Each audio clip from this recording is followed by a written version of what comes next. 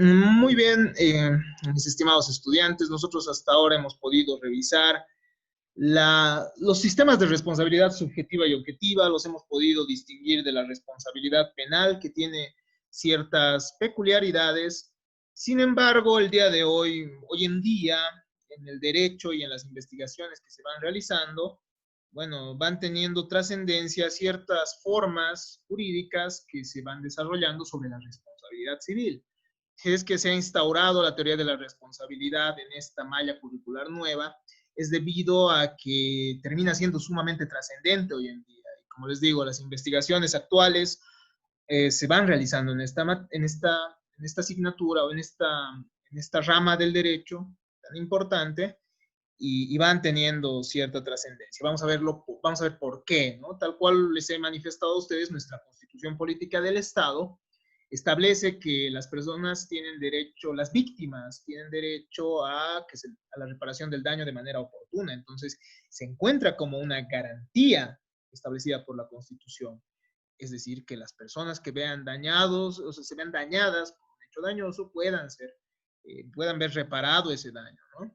Es así que surgen ciertas problemáticas y ciertas tendencias que, bueno, no son tan actuales, pero que sí se han ido desarrollando un poco más, o sí se han ido estudiando también un poco más estos últimos años, ¿no? La responsabilidad patrimonial del Estado es una de las formas que se están desarrollando. Lamentablemente, en nuestro país no hay gran desarrollo al respecto, pero a ver, para empezar a revisar la responsabilidad del Estado, nosotros tenemos que recordar qué es el Estado. Ustedes han visto la asignatura de pensamiento político, ¿no? Ahí ustedes han podido ver cuáles son las diferentes acepciones, las diferentes concepciones y el pensamiento mismo de diferentes autores a lo largo del tiempo sobre lo que es el Estado, ¿no? Hobbes nos dirá, por ejemplo, que es un leviatán al que todos le otorgamos nuestra voluntad, y al final, bueno, el mismo no tiene muchos límites, no tendría límites. Pasamos de un estado de naturaleza a un estado de sociedad, entonces hay diferentes perspectivas, ¿no? Y la perspectiva más simplista, digámoslo así, es decir, la que al final adoptan y la que la mayoría de la gente conoce, es aquella que nos dice que el Estado es una sociedad jurídica y políticamente organizada, ¿no? Si tuviéramos que definirlo aún de manera más simple, podríamos decir que es una institución creada por los hombres para velar por el bien común. El Estado no lo podemos ver, no lo conocemos, ¿no? Sabemos que hay un órgano legislativo formado por personas, pero en sí es una abstracción, es una construcción humana esto del Estado. Y esta construcción humana es la que genera la norma jurídica, ¿no? Pero este Estado puede generar también ciertos daños, es decir, el órgano legislativo al emitir una determinada ley, el órgano ejecutivo al reglamentar determinada ley. Ustedes ya han debido ver en la materia de introducción al derecho que hay diferentes fuentes del derecho, ¿no? Han visto que existe una jerarquía normativa, ¿no? Que es parecida a una pirámide, mal llamada pirámide de Kelsen, ¿no? Que en realidad habría sido desarrollada como tal, o sea, como una pirámide por su discípulo Merkel. Pero más allá de esto, eh, ustedes han visto, ¿no? O sea, cada fuente del derecho es diferente, ¿no? Ahí encontramos la constitución política del Estado, en nuestro ordenamiento jurídico hay cartas orgánicas, hay legislación que emana de las entidades territoriales autónomas, es decir, de las autonomías departamentales. Entonces, hay diferente jerarquía, ¿no? Es decir, tenemos la ley, tenemos al acto administrativo, tenemos dentro de esto a ciertos decretos supremos, tenemos también resoluciones biministeriales, etcétera, etcétera, etcétera. Abajo tenemos la resolución judicial, es decir, la jurisprudencia, la costumbre jurídica. Y al final, bueno, estos actos emanan de autoridades competentes, ¿no? Es decir, emanan de jueces, emanan de ministros, emanan de legisladores que al final terminan representando al Estado, ¿no? Y también hay servidores públicos que ustedes conocen, es decir, el chofer, por ejemplo, de alguna entidad pública, o qué sé yo, el personal de limpieza, o bueno, si es que no contratan una empresa privada, ¿no? Entonces, puede ser que que se generen daños por servidores públicos. Y usualmente esto ha sido estudiado por el derecho administrativo. Ustedes van a ver en la carrera una materia que es el derecho administrativo, que se va a encargar del estudio de la administración del Estado, ¿no? Y cómo el derecho rige la administración del Estado. Entonces, el derecho administrativo termina estableciendo que los funcionarios públicos, los servidores públicos, tienen responsabilidad penal, tienen responsabilidad civil y tienen responsabilidad disciplinaria. Esto ha sido mucho más estudiado por ellos, ¿no? Por los administrativistas. Se defiende por algunos administrativistas, una perspectiva por la cual existen ciertas inmunidades frente a la obligación resarcitoria o frente a los daños provocados por el Estado a particulares. Entonces, debido a que los civilistas se han hecho a un lado tal vez respecto a esto de la responsabilidad del Estado, los administrativistas le dan nomás cierta perspectiva de cierto privilegio al Estado respecto a los daños que pueda generar, ¿no?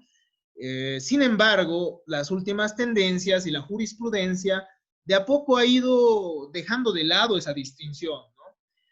Antes se distinguía al Estado que tenía un poder de imperio y a la vez podía ejercer como particular, pero bajo el poder de imperio no podía ser responsable, ¿no? Se concebía un Estado que pudiera ser irresponsable por los daños que se generen. Sin embargo, la jurisprudencia extranjera, lamentablemente acá no hay mucho desarrollo de esto, y la teoría extranjera también, ya que acá tampoco ha habido estudios, o probablemente sí, ¿no? Entre las tesis que ustedes podrán ver, pero de peso y de trascendencia lamentablemente no, pero podrán ustedes desempolvar algunas para revisarlo en algún momento. Entonces se puede ver que de a poco se va desconociendo esa perspectiva que otorga privilegios al Estado, ¿ya? Y el Estado termina siendo un ente más que puede llegar a ser responsable, una entidad más que puede llegar a ser responsable por los daños generados, ¿no? Entonces, a tomar esto en consideración. El Estado no puede hacer todo lo que le dé la gana. Inclusive, existen algunos administrativistas que conciben y establecen que no habría un Estado de derecho si no existe un proceso contencioso administrativo bien, legislado, ¿no? Entonces, ¿a qué nos vamos? Que si el Estado no puede ser enjuiciado en algún proceso, entonces tampoco habría un Estado de derecho, porque el Estado sería irresponsable, ¿no? Y el Estado podría hacer lo que le dé la gana y podría hacernos daño cuando quiera. Entre los ejemplos de la jurisprudencia italiana por los cuales el Estado puede ser responsable, nosotros podemos ver algunos casos, ¿no? Falta de colaboración de la fuerza pública, es decir, ustedes saben que, por ejemplo, la policía se encuentra encargada de la seguridad ciudadana. Podría suceder que ante el incumplimiento de eso también se pueda hacer responsable esta persona por ciertos daños que se nos han ocasionado. El retraso en el pago de la jubilación. Ustedes saben que si dejamos de percibir un dinero, también eso puede generarnos ciertos daños, ¿no? Porque podemos perder oportunidades. Acuérdense de esto, de la pérdida de chances, ¿no? Que hemos analizado. Entonces, puede suceder que porque no te paguen a tiempo la jubilación, se genere un daño y también el Estado podría ser responsable. Y en la jurisprudencia italiana se ha llegado a analizar estos aspectos. La errónea determinación de precios y tarifas. El Estado, mediante una determinación de precios y tarifas, pudiera generar cierto daño, ¿no? Entonces, a tomar esto en consideración. Entonces, el Estado puede ser responsable por tarifas que hubiese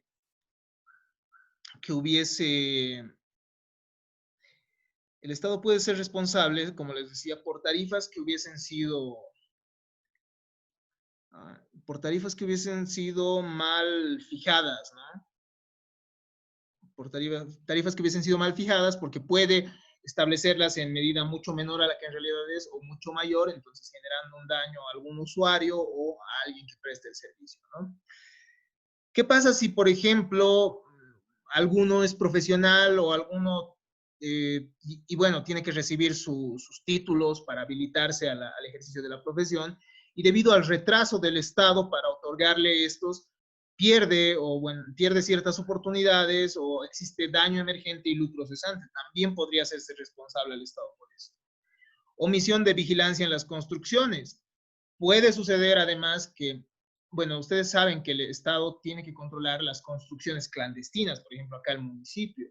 ¿Qué pasa si el Estado no lo hace y estas construcciones ceden generando daños? Entonces también puede plantearse la responsabilidad del Estado. Es decir, el Estado, chicas, no es un ente dadivoso, es decir, no es un ente que nos está haciendo el favor al momento de realizar lo que está realizando, es decir, de otorgarnos ciertos beneficios, sino que al final también está, recauda impuestos también, ¿no? Ustedes van a ver esto en derecho tributario, cómo esto tiene una historia interesante, ¿no? Esto de los impuestos y al final esto se destina al beneficio de la sociedad también.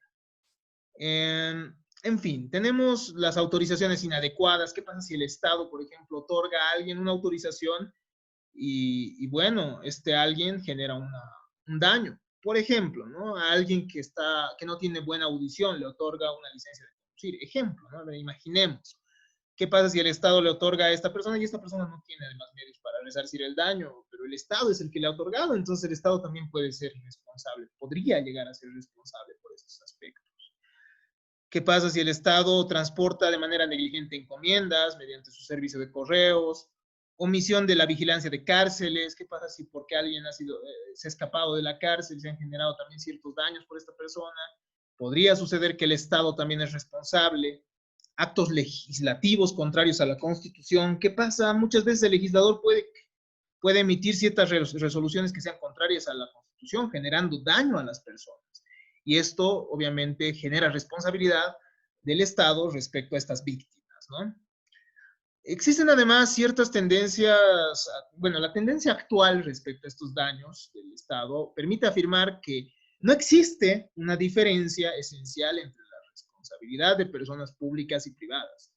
Entonces el Estado termina siendo uno más dentro de los posibles agentes del daño. Eso es algo importante, algo que ustedes tienen que tomar en cuenta. Y el día de mañana, cuando ustedes sean abogados, también tendrán que realizar estudios y tendrán que velar porque exista un Estado responsable y porque existan procedimientos idóneos para que el Estado pueda responder por los daños generados, ¿no? Cosa que actualmente no sucede. Actualmente el Estado es básicamente, es casi responsable, ¿no? Y si es que cumple con algo, lo tomamos como si fuera una actitud o una actividad de altruismo, aspecto que no debería suceder en un Estado de Derecho, ¿no? Se centra en la atención de la víctima, entonces, esto de la responsabilidad del Estado. El Estado entonces va a responder por el riesgo de sus actividades, esto va generándose por la doctrina italiana, por su jurisprudencia, ¿no? El riesgo de sus actividades puede hacerlo responsable, también puede responder por el obrar doloso o culposo de sus órganos, es decir, por algunas personas que lo representan, ¿no? Finalmente, por actos ilícitos que puedan generar un daño. Posteriormente, obviamente, el Estado, si es que te paga por un daño que te genera, le podrá cobrar al funcionario que ha generado el daño directamente ese monto que está resarciendo, ¿no? A la víctima. Esa es la denominada repetición, ¿ya? También dentro de las tendencias actuales y dentro de ciertas formas que se van presentando de responsabilidad, podemos evidenciar la responsabilidad del juez. Los jueces también pueden llegar a ser responsables por sus actos, ¿no? Si bien los jueces tienen independencia, se tiene que proteger que el juez no provoque perjuicios por errores que puedan condenar injustamente a una persona. La condena no es solamente mandar a la cárcel a alguien. La condena puede implicar que le hagas pagar a alguien un monto de dinero que en realidad no debía pagar, por ejemplo. La ley italiana ha generado un debate, ¿no? Antes de establecerse que los jueces sí pueden ser responsables, pero el órgano judicial, ¿no? Es decir, existen instituciones en otros países en las cuales se demanda a los jueces para que, bueno, al órgano judicial como tal, para que el órgano judicial te pague, es decir, para que el Estado le pague a la víctima y bueno, el Estado ya se encargará de cobrarle al juez y no directamente ir a buscarlo al juez, ¿no? Aspecto que usualmente pasa en nuestra práctica jurídica. La ley italiana genera un debate entonces y les otorga la responsabilidad en los siguientes casos. Cuando se juzga y condena a un inocente, en primer lugar. En segundo lugar, cuando se deniega justicia. Eso es un aspecto sumamente importante.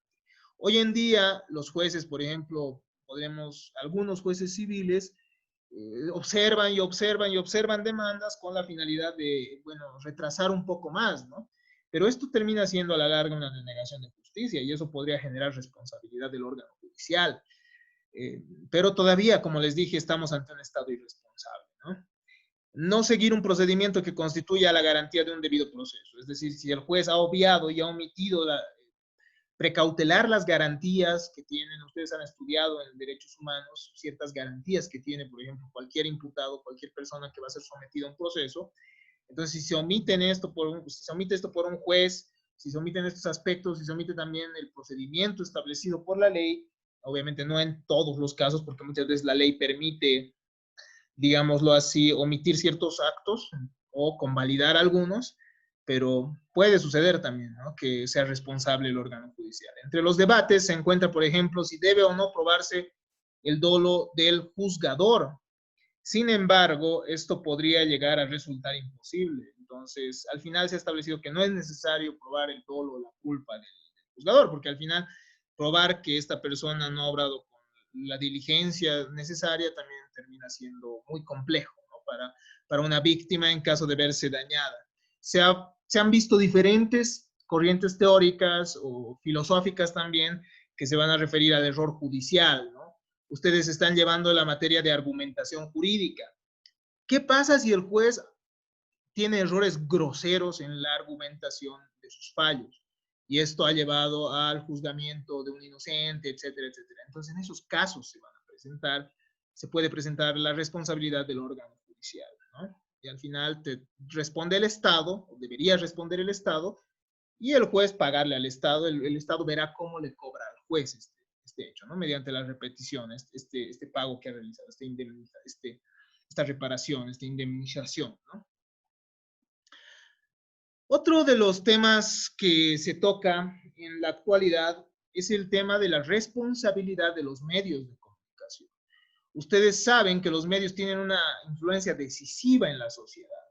Es decir, un medio de comunicación, por eso tengo acá la foto de Marat, por ejemplo. Marat era un médico que tenía una imprenta, ¿no? Y durante la Revolución Francesa, él iba publicando ciertos manifiestos, diríamoslo así, contra la corona. Y es que al final un medio de comunicación puede generar violencia, y ustedes saben cómo ha sido de violenta la Revolución Francesa, ¿no? Han cortado cabezas, han caído cabezas, como dirían, ¿no?, textualmente. Entonces, en aras de la libertad de prensa, muchas veces se puede dañar el honor de las personas, la intimidad de las personas y su imagen, inclusive. Es decir, los medios de comunicación muchas veces no tienen tacto respecto a la información que van a otorgar sobre ciertas personas. Y ustedes tal vez han debido ver en la Corte Interamericana de Derechos Humanos también algunas veces, bueno, tiene cierta jurisprudencia sobre los medios de comunicación y la difusión, digámoslo así, de información respecto a imputados, ¿no? Es decir, ¿qué pasa si esta persona al final era inocente y al final se lo ha absuelto? Al final ya ha salido en la tele, ya lo han mostrado a todo el mundo. Entonces, bueno, hay que ver si es que, en qué casos procede o no divulgar la vida de la gente, ¿no?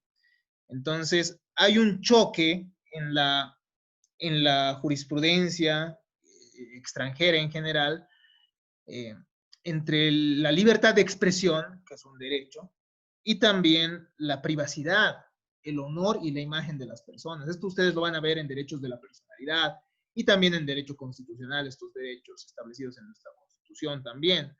El honor va a ser cómo nos vea el resto, es decir, el honor puede ser subjetivo u objetivo. El honor puede ser cómo nos vea el resto y cómo nos sentimos nosotros respecto a nosotros mismos. Eso puede afectarse, ¿no? La imagen es esto, ¿no?, nuestra efigie, es decir, nuestros rasgos somáticos, los rasgos que tenemos en nuestra cara para que la gente nos reconozca. Entonces, también eso puede verse afectado. Está relacionado, claro, con el honor. Y la intimidad, ¿no? Hay cierta esfera de privacidad que tenemos todos y que debe ser reconocida. Por otro lado, tenemos la libertad de prensa, ¿no?, la libertad de expresión. En Bolivia tenemos una ley que rige a los medios de comunicación que es sumamente antiguísima y no se aplica, por ejemplo. Entonces hay que ver, ¿no? ¿Qué es lo que pasa? La jurisprudencia italiana ha establecido ciertos criterios para ver si es que se puede o no emitir la información de una persona. Y esto ha sido también corroborado por jurisprudencia española, ¿no? Algunos de estos elementos. A ver, en primer lugar, tiene que haber utilidad de la información. Si la información no es útil, entonces, ¿por qué vas a dañar a la persona, no? Tiene que haber una verdad objetiva. Es decir, de verdad tienes que asegurarte si lo que estás diciendo es cierto, si eres un medio de comunicación, ¿no? Tiene que hacerse de forma civilizada de exposición de los hechos. Es decir, no tienes que ir a lanzar tierra contra la persona directamente, simplemente informar y ya. Entonces, este tipo de aspectos que se han desarrollado en la jurisprudencia extranjera terminan pues siendo importantes hoy en día y necesitamos también abrir el debate en Bolivia, ¿no? Para ver hasta qué punto se puede llegar y en qué casos se puede llegar a divulgar también ciertos datos íntimos de la persona o su imagen, exhibir su imagen ante la gente, ¿no? Mucho más, bueno, considerando que de a poco esto de la información se hace más accesible a todos. Para la doctrina jurisprudencial se trataría de una responsabilidad subjetiva, es que al final aquí sí se puede demostrar que hay dolo o culpa, ¿no? De quien informa sobre estos aspectos que pueden dañar a la víctima. Entonces son aspectos a reflexionarse, ¿no? Yo se los estoy dando de manera muy genérica, pero ustedes van a poder investigar más, son temas muy interesantes y de investigación necesaria. También existe dentro de las actuales tendencias la responsabilidad respecto a medios informáticos, ¿no? ¿Qué pasa si alguien ha creado un virus y ese virus termina dañando a la gente? Entonces, existe también un ciberespacio jurídico que se le llama en derecho informático, que debe ser regulado y que, bueno, merece también ciertas formas de control. Esto lo van a desarrollar seguramente en la materia de derecho informático. Y es así que ustedes, como pueden ver ustedes, la teoría de la responsabilidad no se ha quedado en Roma, es decir, no se ha quedado con la lex Aquilia y la ley de las 12 tablas. Hoy en día, la responsabilidad termina siendo una exigencia que inclusive se encuentra en nuestra constitución política del Estado. De esta manera, hemos terminado esta clase y espero que les haya sido útil y que les haya generado cierta curiosidad para que el día de mañana ustedes puedan generar cierta investigación sobre estos temas. Y como ustedes han visto, ¿no? En un principio uno dice, no, pero yo no sufro daños, o no sé cómo puede suceder esto en la vida. Pueden ver acá que hay muchos casos en los que puede darse, bueno, casos de responsabilidad, ¿no? De aquileana incluso, ¿no? Es decir, bajo este principio de no hacer daño al otro. Bueno, muchas gracias.